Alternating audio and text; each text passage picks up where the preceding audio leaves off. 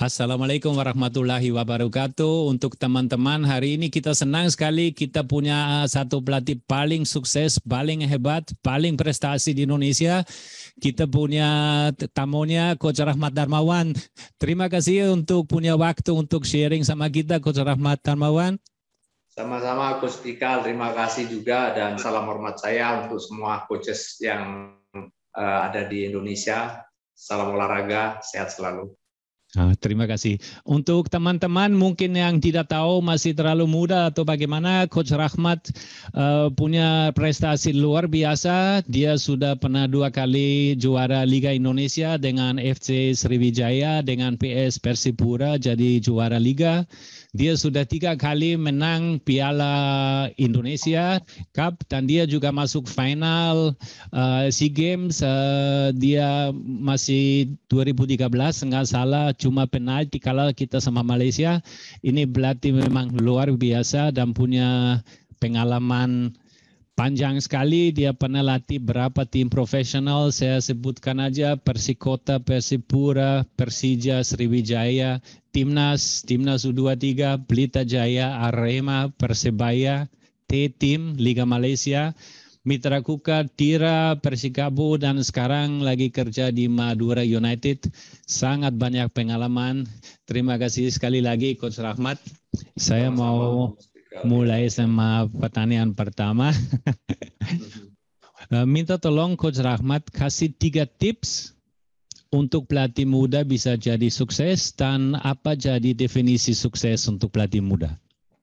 Baik, terima kasih. Bismillahirrahmanirrahim. Yang pertama, kalau dibilang saya seorang pelatih sukses, mungkin belum ya, karena ada banyak pencapaian yang tentu masih saya inginkan lebih dari saat ini, dan itu bagian daripada memotivasi diri saya. Kenapa saya katakan hal tersebut? Karena ini adalah poin pertama yang akan saya jawab, ya, bahwa penting nomor 1 tadi, yang pertanyaan Coach Pikal adalah kita harus terus menambah wawasan, kita mau belajar. Ya.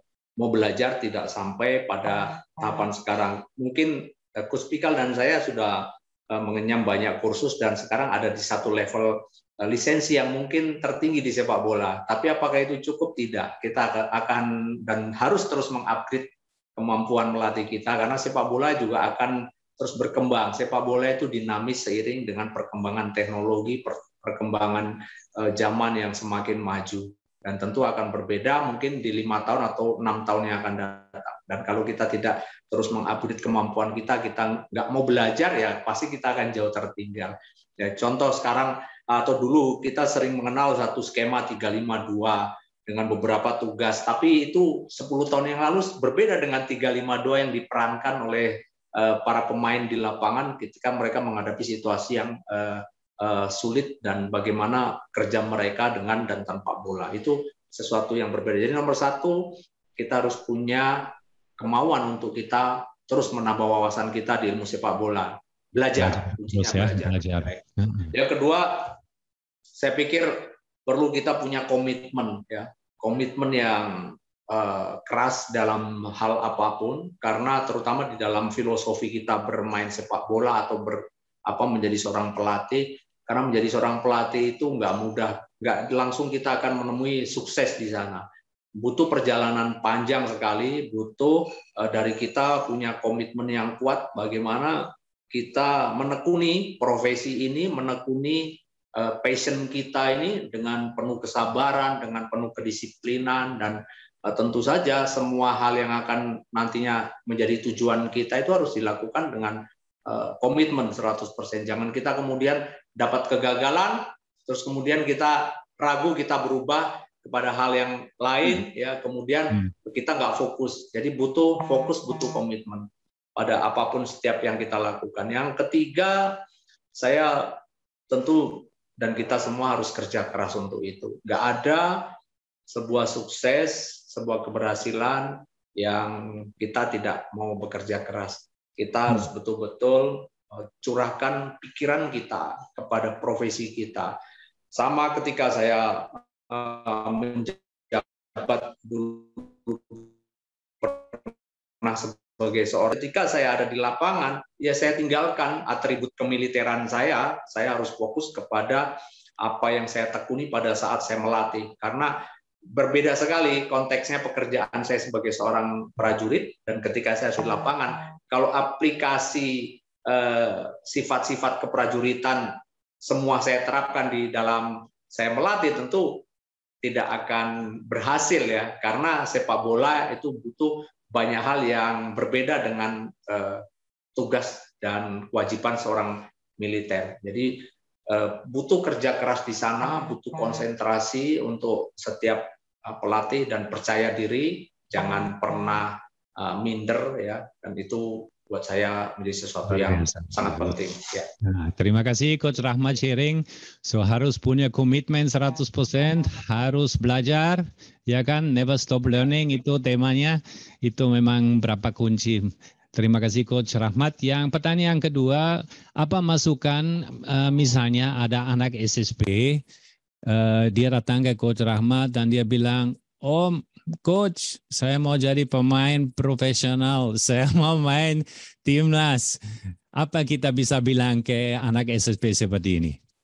Ya, pasti kita juga tidak terus cepat untuk memberikan jawaban yang kurang menggembirakan buat yang bersangkutan. Siapapun yang datang untuk berlatih sepak bola, kita nomor satu harus support. Karena nomor satu, seorang calon pemain ketika datang kepada kita, itu kita harus mengingat dua hal, bahwa kita mengenalkan sepak bola ini bukan hanya untuk prestasi, ya, tapi nomor satu kita harus juga mengajarkan banyak sifat-sifat di dalam olahraga itu yang patut nantinya akan diteladani dan menjadi teladan bagi anak tersebut.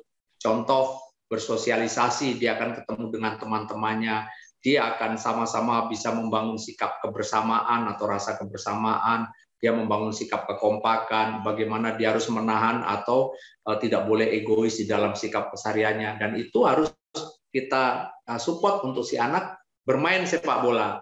Nah, jawaban kita adalah nomor satu, kamu harus rajin, disiplin datang ke lapangan. Kemudian yang kedua, tentu kita juga akan terus mengikuti perkembangan si anak tersebut, ya.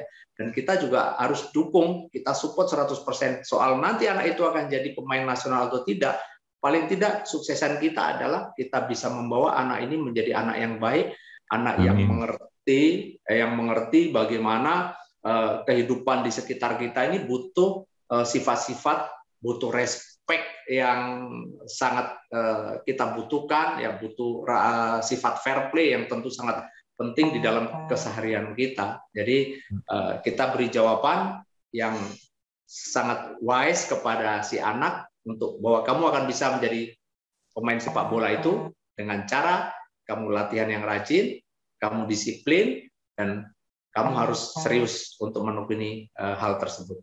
Nah, terima kasih Coach Rahmat. Ya.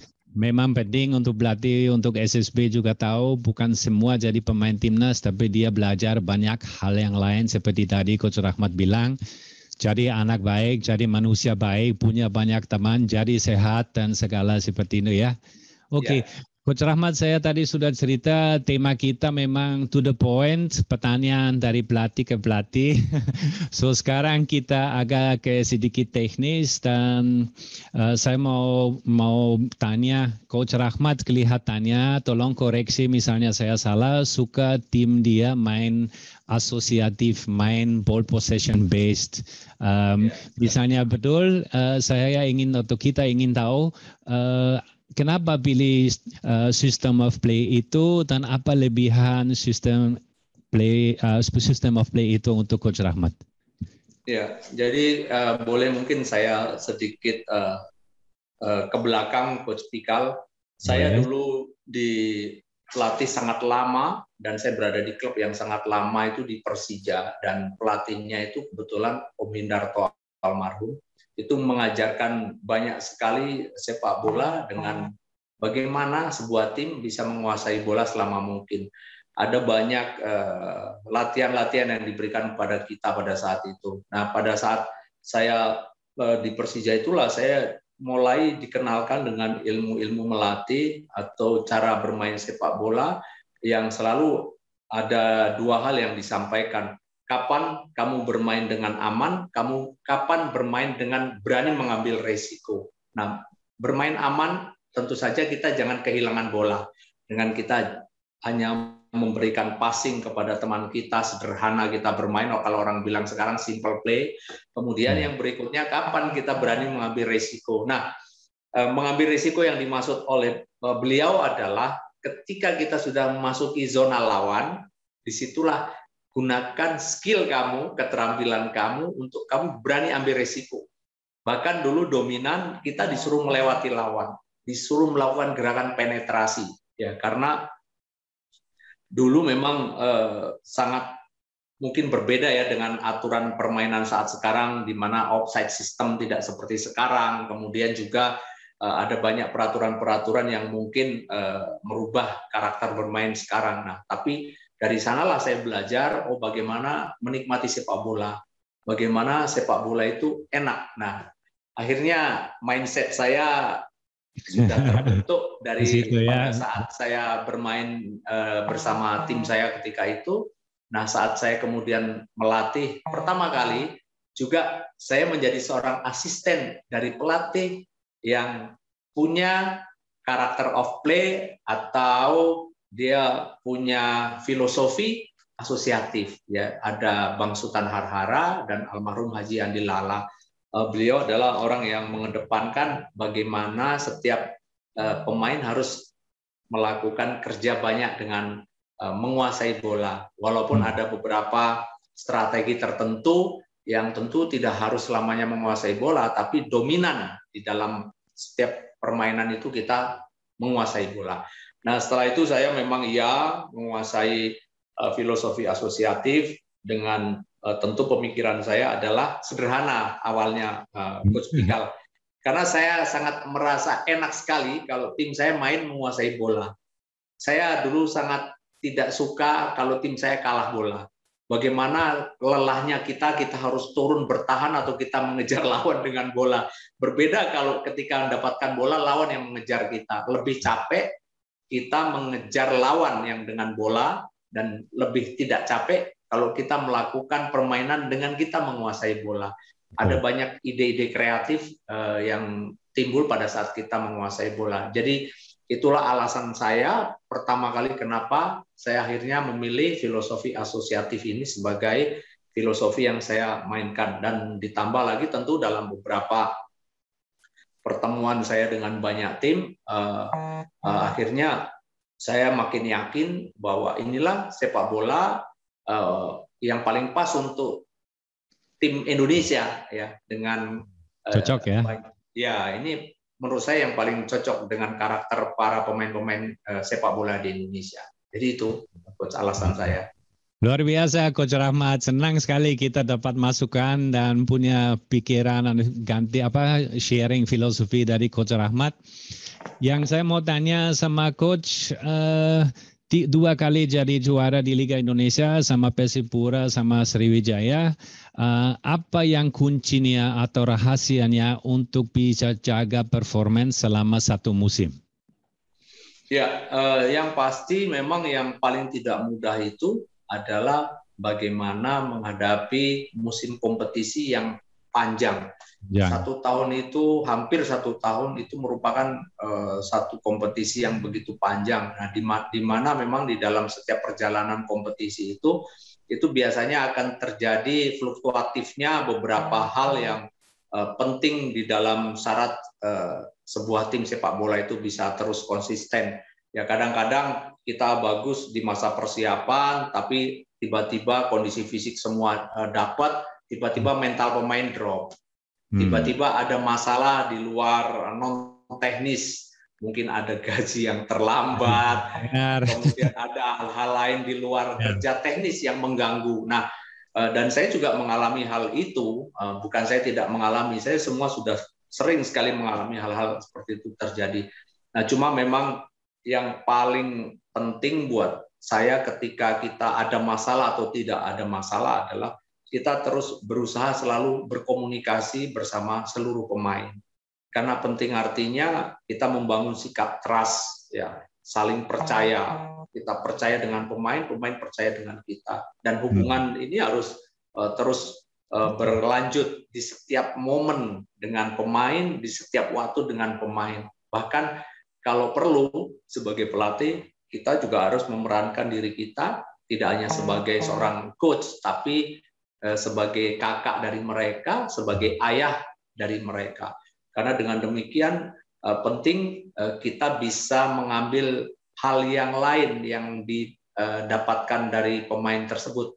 Misalkan suatu hari pemain ini main menjadi andalan kita, tiba-tiba dia bermain atau berlatih tidak begitu kelihatan enjoy. Nah, tentu ada permasalahan. Nah, kita hanya bisa mengetahui permasalahan kalau kita dekat dengan dia, dan dia akan bisa mengatakan semua hal, tidak hanya sepak bola, tapi hal-hal yang mungkin berkaitan dengan sepak bola. Iya, keluar. Tapi kalau kita hanya selama ini tidak mau menjalin komunikasi dan kemudian kita hanya pada saat melihat dia seperti itu, kemudian kita negatif thinking kepada dia, kamu main atau latihan malas sekali, itu tidak akan dapat. Nah, waktu yang panjang itu sangat penting. Nomor satu, mengorganisasi tim itu untuk terus mereka tidak pernah juga keluar dari kekeluargaan. Jadi kita harus bangun rasa kekeluargaan di dalam sebuah tim. Yang berikutnya adalah bagaimana trik kita juga menyiasati latihan. Ini penting ya, karena banyak kita lupa bahwa pemain ini ada mengalami rasa kebosanan. Apalagi kalau latihan kita monoton. Latihan kita akan bisa ditebak hari ini besok ini. Kita harus juga memodifikasi latihan walaupun topiknya sama, ya. Topiknya sama, tapi mungkin jenis latihannya yang berbeda. Wah, jadi itu penting, jadi memodifikasi bentuk latihan. Makanya yang saya katakan penting dari kita untuk nggak stop belajar. Kita melihat dari video, dari mungkin banyak latihan tim-tim lain, ya. Jadi itu penting untuk kita terus merefresh. Nah, tentu saja di dalam sebuah perjalanan yang panjang itu kita tidak akan juga mengatakan bahwa sukses itu bisa kita capai sendiri. Butuh teamwork, mulai dari manajemen, pelatih, mulai staff kita semua, mulai dari kitman sampai dengan dokter, ya. Terus kemudian juga kita juga harus penting mengingat peran supporter terhadap kita. Yang paling penting juga bagaimana komunikasi kita dengan media, ya. Karena juga kadang-kadang kalau kita tidak kontrol media, itu juga akan bisa mengganggu jalannya tim itu, ya. Contoh, pemain-pemain muda kita berikan kebebasan, satu hari pertandingan dia bermain bagus, besok tiba-tiba media dengan terlalu vulgar memberitakan yang bersangkutan sehingga kemudian lupa dengan tugasnya. Nah, ini bagian dari tugas-tugas kita. Jadi nggak bisa dikatakan bahwa kesuksesan itu milik seorang pelatih, tidak, tapi juga kesuksesan itu adalah menjadi kunci kita untuk bagaimana kita mampu memanage, mulai dari manajemen yang tertinggi, ya, sampai dengan staf kita yang di level terbawah, plus di luar tadi ada penonton dan media. Jadi nggak mudah itu, Bang Pikal. Ya. Oke, terima kasih, luar biasa. Sebetulnya ada pertanyaan lagi di sini, bagaimana menangkat mental pemain, tapi sudah dijawab kurang lebih, kan, sama komunikasi dengan Takati, kan. Tidak lupa pemain cadangan, tidak lupa pemain yang duduk di tribun yang sudah lama nggak main, itu yang penting juga, ya. Oh iya, okay. Itu teknis, betul. Teknis, ya. Nah, ini yang sekarang saya mau kasih skenario, dan mungkin Coach Rahmat bisa sharing opini atau cara yang bisa atasi situasi seperti ini. Skenario pertama, kita lawan satu tim itu sangat kuat di set play. Dan di 10 pertandingan terakhir, 10 kali bikin gol dari corner. Nah, bagaimana kita bisa setting tim kita untuk bertahan corner atau set play? Mungkin ada masukan? Oke, yang pertama pasti hindari lawan untuk dapat set play. Ya, hindari. Jangan foul, ya. Ya, jangan membuat foul, jangan membuat banyak kesempatan untuk lawan masuk di zona kita. Itu nomor satu. Kemudian yang kedua, tentu saja kita akan bisa melihat dari rekaman pertandingan yang dia mainkan seperti apa dia buat set piece untuk bisa menyulitkan gawang kita atau tim kita. Nah, di situ kemudian kita memutuskan kapan dan bagaimana cara kita membuat blok pertahanan. Apakah dengan semuanya zona, apakah semuanya dengan man marking, dan sebagainya. Jadi menurut saya, saya lebih setuju yang nomor 1, preventif. Jangan memberikan kesempatan kepada mereka. Tapi kalau toh itu terjadi, karena mungkin kekuatan tim itu lebih bagus dari kita, dan memang lebih kuat dari kita, ya maka kuncinya itu tadi, kita melihat kelebihan dia seperti apa, dan kemudian kita meletakkan pemain-pemain siapa yang harus zona, siapa yang harus man marking. Itu aja, Coach. Oke, terima kasih, luar biasa, terima kasih. Yang skenario kedua, situasi seperti ini, kita main pertandingan, sudah kalah 1-0, dan pertandingan sudah mau selesai. Apa kita sebagai pelatih bisa bikin untuk kejar draw atau masih bisa menang? Misalnya sudah menit 70 atau 75, apa kita bisa bikin sebagai pelatih? Baik, yang pertama, nomor 1, walaupun itu kurang 5 menit, kurang 3 menit, kita nggak boleh out of control ya. Kita harus fokus. Itu yang pertama. Karena kadang banyak terjadi situasi kita lupa. Wow, kita masih punya pemain cadangan. Oh, kita masih bisa memodifikasi, ada pemain kita yang bisa dimain di posisi yang lebih attacking. Nah, kalau pemain penggantian sudah habis. Jadi kadang-kadang itu suka lupa kalau kita nggak fokus pada pertandingan itu. Padahal itu waktu yang sangat kritis ya, waktu yang sangat dibutuhkan untuk kita mengambil keputusan dengan cepat. Dan buat saya pertanyaan tadi ya ada 2 opsi. Kalau pemain cadangan masih ada yang bisa dimasukkan, kita akan memasukkan pemain cadangan tersebut dengan memberikan beberapa instruksi, dan instruksi itu tentu saja nggak bisa terlalu banyak ya, karena waktunya mepet. Yang pasti bagaimana kelebihan lawan pada saat itu dan kekurangan, terutama kekurangan lawan dengan harus bagaimana. Contoh menghadapi lawan yang compact defense, kita sudah gunakan cara wing play, kita sudah gunakan cara kombinasi play, kita sudah gunakan cara long range shoot tapi tidak masuk. Mungkin kita masukkan pemain yang penetratif, yang mau untuk masuk dribbling, masuk di zona ya lewat orang, ya dimasuk penalti, kotak penalti dan sebagainya, itu sebagai sebuah trik. Nah, kalau kita kemudian kehabisan pemain, kemudian kita tidak bisa lagi memasukkan pemain baru, yaitu tadi yang saya ingatkan. Oh, mungkin kita punya pemain yang bisa bermain untuk lebih dia menyerang, dan kita panggil mungkin di pinggir lapangan sebentar untuk tolong kamu masuk ke zona lawan untuk kamu berani penetratif di sana. Jadi itu sebuah solusi menurut saya. Ya, Coach. Terima kasih, Coach.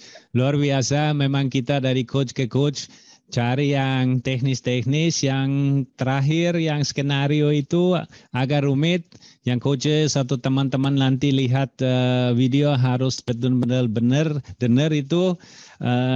Skenario gini, tim kita main 4-3-3 dan pertandingan sudah jalan, tahu-tahu pelatih lawan ganti sistem mereka dari 4-3-3 juga, dia ganti jadi 3-5-2. Lawan main 3-5-2. Wah, kita di luar lapangan lihat, wah, sekarang lawannya dia ganti.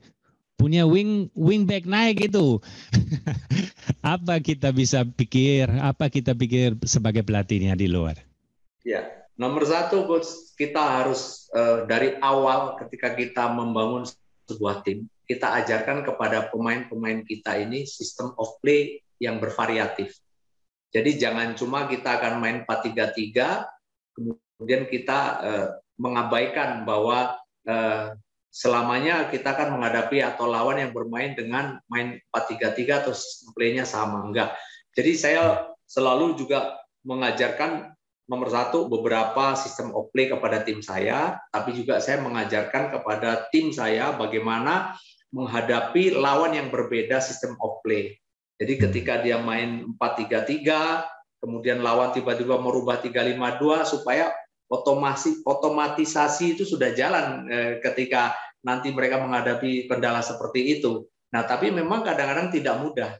Kadang-kadang coach kita sudah ajarkan itu di lapangan itu suka sekian menit itu mereka seperti blank ya. Sekian menit mereka itu seperti kehilangan akal ketika lawan bermain. Pasti ada satu masa transisi di mana mereka butuh waktu. Nah, kalau waktunya itu kemudian terlalu lama, kita udah kemasukan. Nah, oleh karena itu tugas kita adalah mengingatkan dengan tegas untuk bagaimana, ingat ya, menjaga. Selalu ada dua pilihan. Baik, yang pertama setelah kita tadi mengajarkan beberapa sistem of play di dalam latihan, baik menghadapi lawan yang juga berbeda sistem of play-nya, ya. Kalau kemudian itu di dalam pertandingan terjadi, pemain tetap agak kebingungan dengan perubahan lawan bermain, ya, dan kemudian kita harus mengambil satu keputusan. Ada dua selalu. Kita yang menyulitkan lawan dengan kita high press, ya, atau kemudian kita deep defending, ya, mungkin kita bertahan on half, ya, kemudian kita organize. Nah, kalau on half kita deep defending, otomatis akan terjadi zona defend di sana. Saya rasa juga nggak akan mudah untuk lawan untuk melakukan attacking kepada kita. Walaupun dia menguasai bola, saya rasa sulit kalau kita sudah mengambil keputusan kita deep defending. Ya, jadi ini salah satu cara kalau pemain lupa dengan apa yang pernah kita ajarkan kepada mereka. Oh iya, terima kasih Coach, luar biasa. Untuk coaches, untuk teman-teman lupa pemain profesional aja di level top seperti Coach Rahmat bisa lupa tugas, formasi dan sistem of play. So jangan marah-marah dengan anak SSB, lupa. Penting latihan lagi supaya anak tidak lupa. Oke. Yang terakhir Coach Rahmat mungkin punya pesan untuk pelatih-pelatih muda. Pesan yang optimis, pesan teknis, silakan. Ya. Baik, ya tadi sebetulnya ini ada pertanyaan tadi sebelum kita rekam, itu pertanyaan yang sebetulnya definisi sukses ya. Buat saya, buat pelatih muda, jangan pernah merasa bahwa Anda ini nggak sukses atau coaches ini nggak sukses dengan apa yang sudah dilakukan, belum tentu, karena sukses itu berbeda. Bagaimana seorang pelatih yang mengajar atau melatih di SSB, di akademi, dengan pelatih yang mungkin melatih seperti saya di tim profesional. Jadi kalau buat teman-teman pelatih yang kemudian baru diberikan kesempatan mengajar di SSB, buat saya keberhasilan Anda adalah ketika Anda bisa mengajarkan pemain itu untuk bisa menyerap nilai-nilai fair play di dalam pertandingan. Itu yang pertama. Yang kedua adalah bonusnya ketika Anda sukses untuk menciptakan pemain ini menjadi pemain yang berbakat, kemudian dia menarik hati untuk klub-klub profesional untuk naik grade kepada level usia yang lebih tinggi dengan dia terus mendapatkan prioritas pantauan dari pelatih-pelatih dari EPA. Nah, itu juga sebuah kesuksesan. Jadi buat saya teruslah bekerja, fokus saja kepada pekerjaan yang ada di depan mata, nggak usah melihat atas dan kanan kiri, ya. Karena penting untuk kita melakukan itu, karena dengan Anda fokus bisa menciptakan pemain, otomatis nanti ada yang melihat dan menilai coaches, kemudian coaches akan dipromosikan kepada level yang lebih baik lagi. Itu pasti saya yakin. Jadi nggak usah ragu, tidak usah Anda sekali lagi melihat kanan kiri, fokus dengan pekerjaannya, dan insya Allah itu tadi yang saya sampaikan akan sangat bermanfaat untuk coach. Kerja keras, komitmen, dan terus belajar. Itu saja, Coach. Ya, terima kasih Coach Rahmat, luar biasa. Saya wakili teman-teman lihat video yang ini, mau bilang terima kasih punya waktu untuk kita. Saya sendiri mau kasih lihat baju, saya satu keluarga dengan Coach Rahmat, soalnya suka merek Specs yang luar biasa, menurut saya merek yang top di Indonesia. Sengaja saya pakai Specs, soalnya saya tahu Coach Rahmat pakai Specs kan. Dengan ini saya mau bilang Assalamualaikum warahmatullahi wabarakatuh. Mudah-mudahan lain kali kita bisa lagi sharing, mungkin lebih lama sedikit. Salam untuk keluarga, sukses untuk Coach Rahmat, dan stay sehat ya. Terima kasih. Sama-sama, Coach. Waalaikumsalam warahmatullahi wabarakatuh. Salam sehat.